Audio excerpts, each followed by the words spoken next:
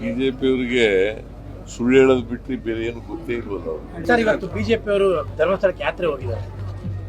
ಪಾಪ ಮಾಡ್ಲಿ, ರಾಜಕೀಯವಾಗಿ ಮಾಡ್ತಾ ಇದ್ದಾರೆ, ಮಾಡ್ಲಿ. ಇದರಿಂದ ಅವ್ರಿಗೆ ರಾಜಕೀಯ ಲಾಭ ಸಿಗ್ತದೆ ಅಂತೇಳಿ ಅನ್ಕೊಂಡಿದ್ದಾರೆ. ಅದು ಸಿಗೋದಿಲ್ಲ. ಯಾಕಂತಂದ್ರೆ ನಾವು ಅಲ್ಲಿ ಧರ್ಮಸ್ಥಳದ ಬಗ್ಗೆ ಅಪಾರವಾದಂಥ ಗೌರವ ಇದೆ. ಮಂಜುನಾಥೇಶ್ವರ ಬಗ್ಗೆ ಅಪಾರವಾದಂಥ ಗೌರವ ಇದೆ. ಅವರು ರಾಜಕೀಯ ಮಾಡ್ತಾ ಇದ್ದಾರೆ.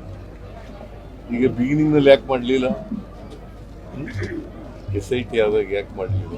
ಆಮೇಲೆ ಬಹಳ ದಿನಗಳ ನಂತರ ಏನು ಸಿಕ್ಕಲ್ಲ ಅಂತ ಗೊತ್ತಾದ್ಮೇಲೆ ಆಮೇಲೆ ಮಾಡಕ್ ಶುರು ಮಾಡೋದು ಅಲ್ವಾ? ಸೊ ಇದು ಡೋಂಗಿತನ ಅಲ್ವಾ? ಮೈಸೂರು ಕೂಡ ಚಾಮುಂಡಿ ಚಲೋ ಅಂತ ಬರ್ತಾ ಇದೆ. ಬಿಜೆಪಿಯವರು ಅವ್ರು ಏನ್ ತಿಳ್ಕೊಂಡಿದ್ದಾರೆ, ಹಿಂದುತ್ವ ಗಟ್ಟಿಯಾಗ್ತದೆ, ಹಿಂದೂಗಳಿಗೆಲ್ಲ ಒಟ್ಟಾಗ್ತಾರೆ ಅಂತ ಅನ್ಕೊಂಡಿದ್ದಾರೆ. ನಾನು ಐ ಆಮ್ ಆಲ್ಸೋ ಹಿಂದೂ, ಗೊತ್ತಾಯ್ತಾ? Is also Hindu.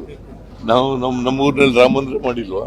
ಹಿಂದೂಗಳು ಅಂತಂದ್ರೆ ರಾಜಕೀಯ ಮಾಡೋದಲ್ಲ, ಅಪಪ್ರಚಾರ ಮಾಡೋದಲ್ಲ, ಸುಳ್ಳು ಹೇಳೋದಲ್ಲ. ಮನುಷ್ಯತ್ವ ಇರಬೇಕು.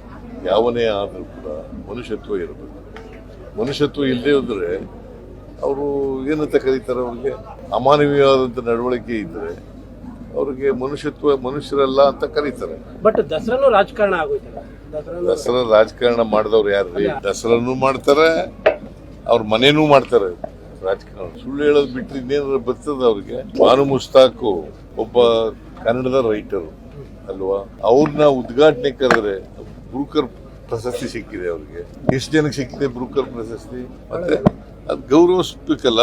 ಅವ್ರಿಗೊಂದು ಗೌರವ ಕೊಡ್ಲಿಕ್ಕೋಸ್ಕರ ಅವ್ರನ್ನ ದಸರಾ ಉದ್ಘಾಟನೆ ಮಾಡಿಸ್ತಾರೆ. ಅಲ್ಲ, ಬಟ್ ಈ ತರದ ಚಲೋಗಳಿಂದ ದಸರಾ ಮೇಲೆ ಎಫೆಕ್ಟ್ ಆಗಲ್ವಾ? ಅಂದ್ರೆ ಒಂದು ಬ್ಯಾಡ್ ಇಮೇಜ್ ಕ್ರಿಯೇಟ್ ಆಗಲ್ಲ. ಯಾಕೆ ಬ್ಯಾಡ್ ಇಮೇಜ್? ಕೆಲವರು ಮಾತ್ರ, ಎಲ್ಲರೂ ಮಾಡ್ತಾ ಇಲ್ಲ. ಅವರು ಹಿಂದೂಗಳೆಲ್ಲ ಅವ್ರ ಜೊತೆ ಇದ್ದಾರ.